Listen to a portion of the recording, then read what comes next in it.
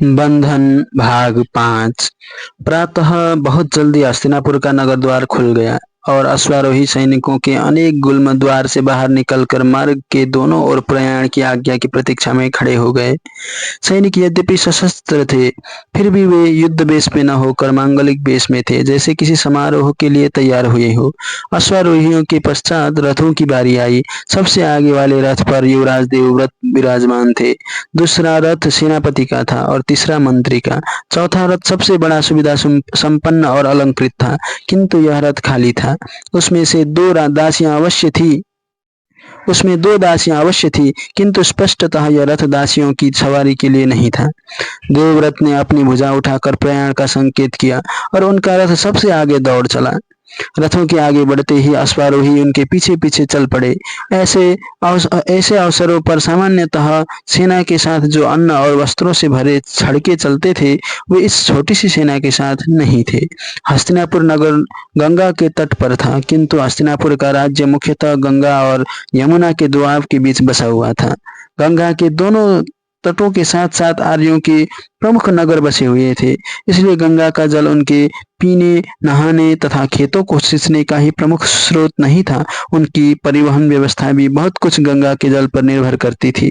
गंगा के कारण ही उनके नगर एक सूत्र में जुड़े हुए थे और आवश्यकता होने पर स्वस्थ स्थल मार्ग की तुलना में जल मार्ग से त्वरित यात्रा की जा सकती थी। किंतु यमुना के साथ अभी उनका इतना गहरा संबंध नहीं हुआ था। वैसे तो मथुरा जैसा प्रसिद्ध शहर यमुना के तट पर ही बसा हुआ था, किंतु उसमें परिवहन अधिक नहीं था। जलचरों की संख्या अधिक होने के कारण उसका जल बहुत सुरक्षित नहीं माना जाता था। यदाकदा उसमें चलने वाली नौकाएं किसी न किसी विपत्ति में फंस जाया करती थी। फिर भी केवटों की विभिन्न जातियां किसी न किसी रूप में यमुना से अपनी आजीविका प्राप्त करने का प्रयत्न निरंतर कर ही रही थी। यमुना में से मछलियां पकड़ने और नौकाएं चलाने का अधिकांश कार्य वे कीवट जातियां ही करती थीं। मध्याह्न के आसपास देवव्रत का रथ यमुना तट के एक कीवट ग्राम के बाहर रुक गया। उनके रुकते ही अन्य रथ और पीछे आने वाले अश्वारोही भी रुक गए। यमुना तट पर खेलने वाले कुछ बच्चे और घाटों पर नहाते या कपड़ा धोते हुए स्त्री पुरुष सैनिकों को देखकर चौंक उठे। कुछ क्षण स्तंभित रहने के पश्चात वे घबराकर ग्राम की ओर भाग गए। नौकाओं में बैठे केवट स्त्री पुरुषों ने अपनी नौकाएं तटों से हटाकर मध्य धारा में डाल दी, ताकि सैनिक उन तक न पहुंच सके। देवव्रत ने मुस्कुराकर सेनापति की ओर देखा। इन्हें अभय कर दो सेनापति। सेनापति के संकेत पर एक सैनिक ने उच्च स्वर में घोषणा की। ग्राम प्रमुख, पंचगण तथा साधारण स्त्री सुने। यह कोई सैनिक अभियान नहीं है जिससे किसी को हानि की आशंका हो। यह हर्ष का अवसर है। कुरुओं के युवराज राजकुमार देवव्रत अपने एक निजी कार्य से आपके प्रमुख दासराज से मिलने के लिए पधारे हैं।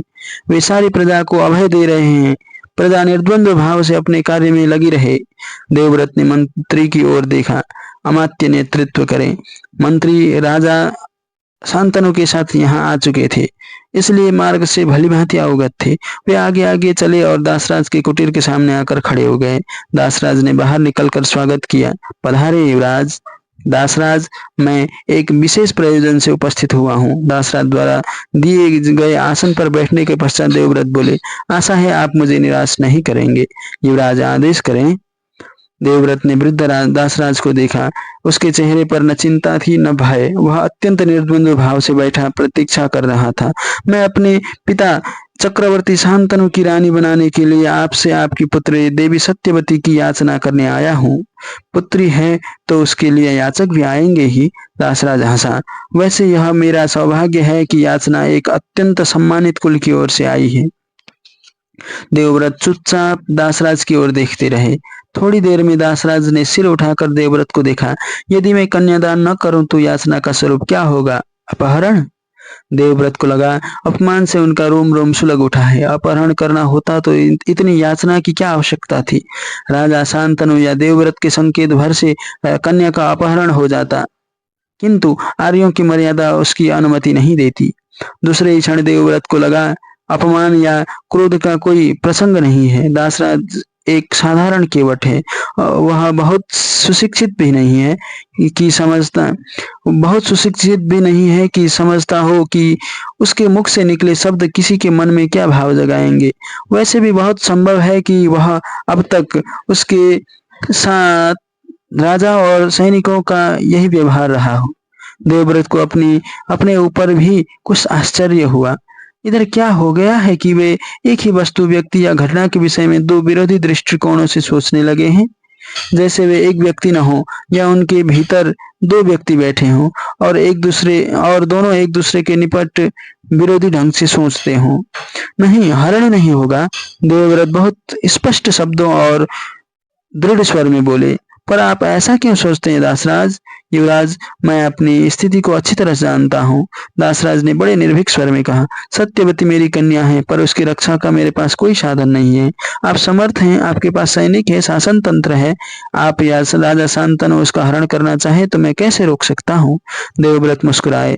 दासराज, आश्वस्त रहें, कोई आपकी कन्या का हरण नहीं करेगा। क्षत्रियों में कन्या के हरण का प्रचलन अवश्य है, किंतु हरण वही होता है जहाँ कन्या की रक्षा के लिए उसके पक्ष से लड़ने वाले सशस्त्र योद्धा हों।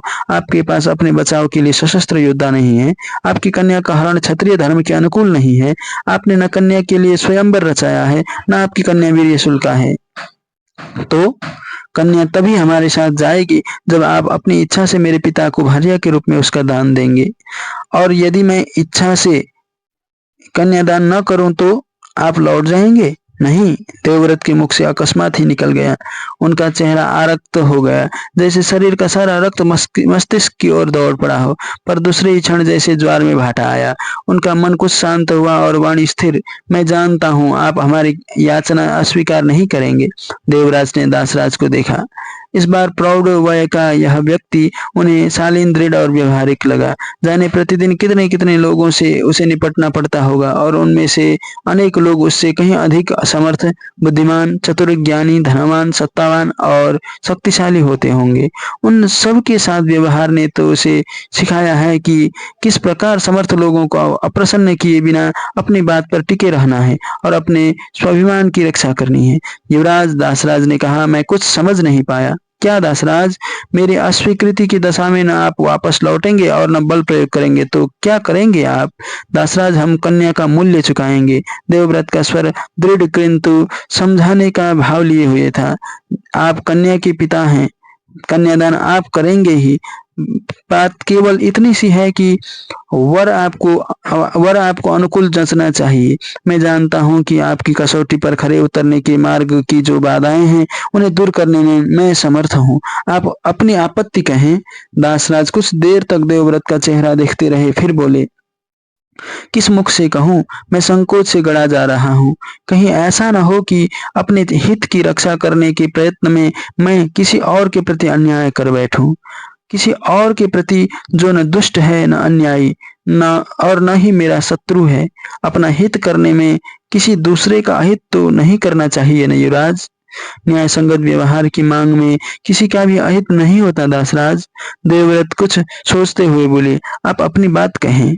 युवराज, आप भी अनुभव कर रहे होंगे। दासराज पुनः बोला कि यह स्थिति सामान्य नहीं है। जी, एक और कुरुपति है और दूसरी ओर यह केवट। दासराज हंसा। वर और कन्या की वय में अंतर भी असाधारण है। फिर वर का पिता कन्या के पिता से याचना नहीं कर रहा, वरन वर का पुत्र कन्या के पिता से याचना कर रहा है। इससे क्या अंतर पड़ेगा दासराज? बहुत। दासराज बोला, जब पिता अपने पुत्र के लिए कन्या की याचना करे तो कन्या के पिता को उसके भविष्य की चिंता नहीं होती। पिता अपनी संपूर्ण संपत्ति पुत्र को देगा ही। पर युवराज, वर्तमान स्थिति में मुझे अपनी पुत्री के भविष्य की चिंता करनी ही पड़ेगी। क्यों दासराज? क्योंकि पुत्र की संपत्ति पिता के पास लौट जाए इसका कोई विधान नहीं है। पर उसकी आवश्यकता ही क्यों पड़ेगी? पड़ेगी कैसे? स्पष्ट कहूँ, निसंकोच। राजा शांतनु किसी भी रूप में मेरी पुत्री सत्यवती के लिए उपयुक्त नहीं है। उनकी उपयुक्तता केवल इसी बात पर टिकी है कि वे देश के राजा हैं। उसने रुक कर देवव्रत की ओर देखा। देवव्रत कुछ नहीं बोले। सत्यवती केवल यह सोचकर राजा की भार्या बनेगी कि उसकी दरिद्रावस्था समाप्त होगी और उसका पुत्र यमुना में नौकाएं खेने वाला केवट न होकर हस्तिनापुर का राजा होगा। पर क्या पर हस्तिनापुर के राज्य का युवराज विद्यमान है।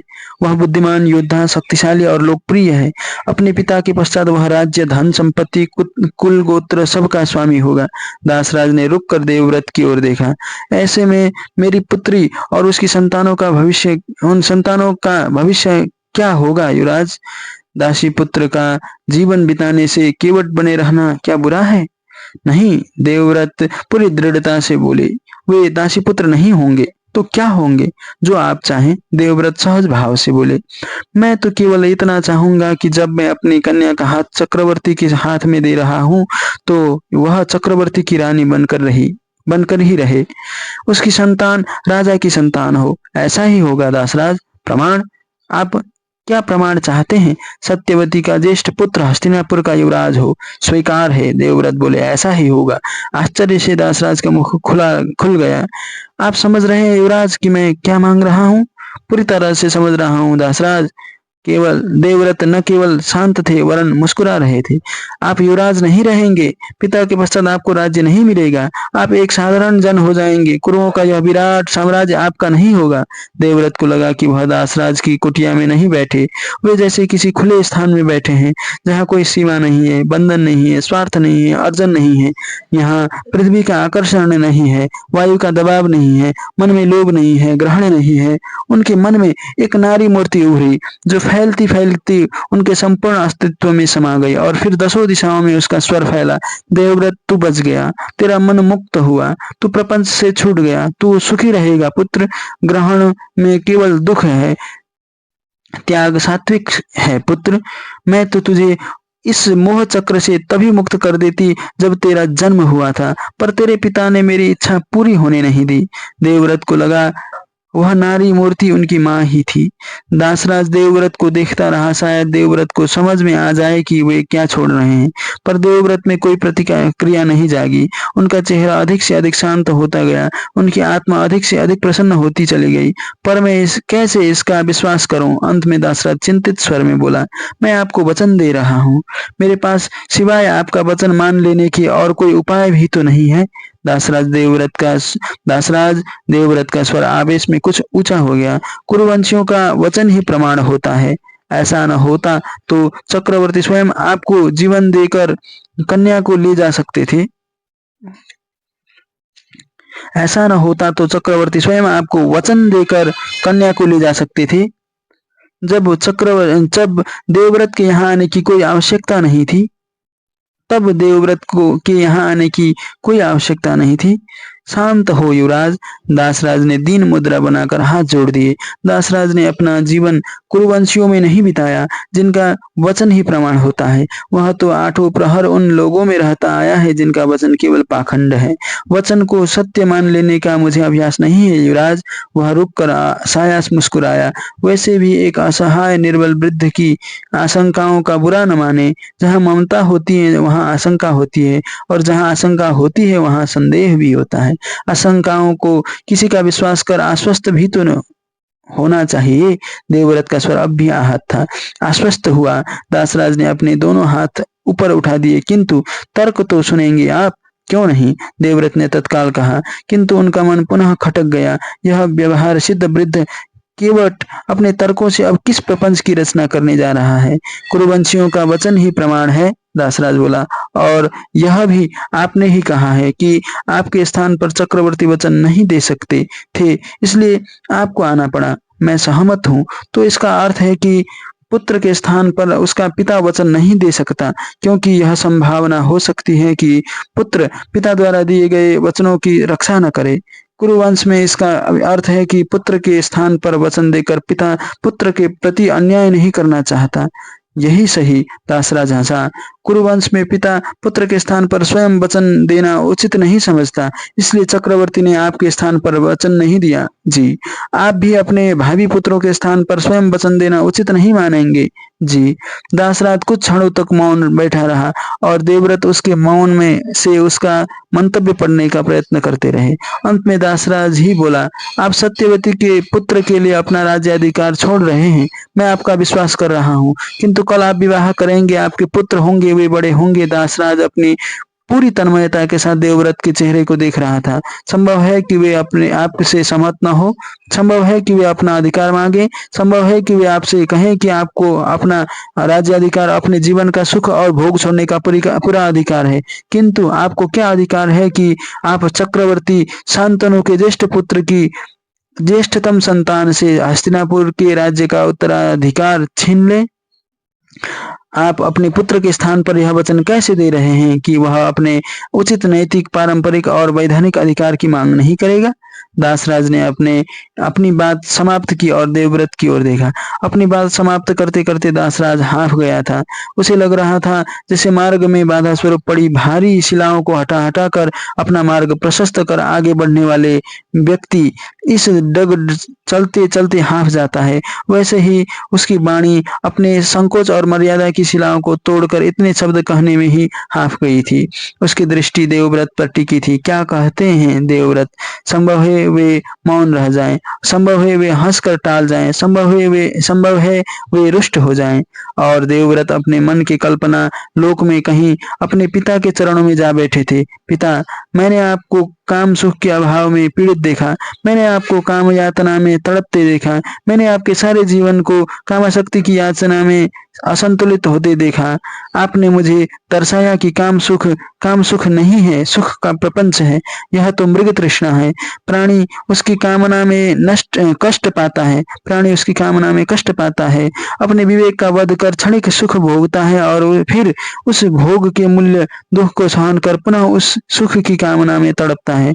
आपने मुझे इस दुष्चक्र से मुक्त कर दिया पिता। शायद मैं स्वयं अपने बल पर काम के बंधन न तोड़ पाता, कदाचित मैं भी उसकी पास में बंधा बलि पशु के समान ऐंठता और तड़पता रहता, फिर पत्नी और संतान के मोह में कर्म के बंधन में बंधता और इस दुष्चक्र से कभी मुक्त न हो पाता। पिता, आपने मुझे यह यातना प्रत्यक्ष दर्शाई, उसका स्वरूप समझने में सहायता दी और जब अंत में मुझे उस यातना से सदा के लिए मुक्त हो जाने का अवसर प्रदान कर रहे हैं, पिता मैं आपको प्रणाम करता हूँ।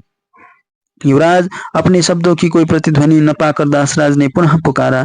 देवव्रत की आंखों में शून्य के स्थान पर दासराज की पहचान लौटी। उनके मुख पर सहज मुस्कान आई और उल्लसित होकर उन्होंने कहा, दासराज, मैं आपको वचन देता हूँ कि मेरा पुत्र, पौत्र, प्रपौत्र कोई भी कभी भी आपसे, मुझसे और आपकी पुत्री की संतान से अपने पैतृक राज्याधिकारी की मांग नहीं करेगा। वे बिना रुके ही कहते गए, मैं सूर्य, पृथ्वी और पवन को साक्षी मानकर प्रतिज्ञा करता हूँ कि मैं आजीवन अविवाहित रहूंगा। मंत्री के शरीर पर जैसे बिजली गिरी। गंगे, युवराज, यह क्या किया आपने? देवव्रत के होठों पर अपार्थिव मुस्कान थी। मैंने स्वयं को बचा लिया अमात्य प्रवर। अब मेरे लिए जीवन न यम फांस है न काम पास। मेरे मन में न स्त्री की कामना है, न संपत्ति की, न अधिकार की। माता मुझे जीवन मुक्त कर आखिर और किन दुखों से बचाना चाहती थी? देवव्रत उदास नहीं थे। उनके चेहरे पर न कोई पश्चाताप था, न द्वंद्व का अंधकार। उनके चेहरे पर सफलता और मुक्ति का उल्लास था। दासराज ने हाथ जोड़ दिए, युवराज, आप मनुष्य नहीं हैं, आप देवता हैं। आप सचमुच पवित्र गंगा के पुत्र हैं, जो धरती के मल में से केवल इसलिए बहती हैं कि अपने दोनों किनारों को सींच सकें, उन पर बसने वाली भूखी प्रजा को अन्न, जल और जीवन दे सकें। आप धन्य हैं देव। उसका स्वर भर रहा आया। और मैं ऐसा चांडाल हूँ जिसने आप जैसे देव पुरुष से उनके जीवन का संपूर्ण सुख छीन लिया। मैंने आपका सब कुछ छीन लिया।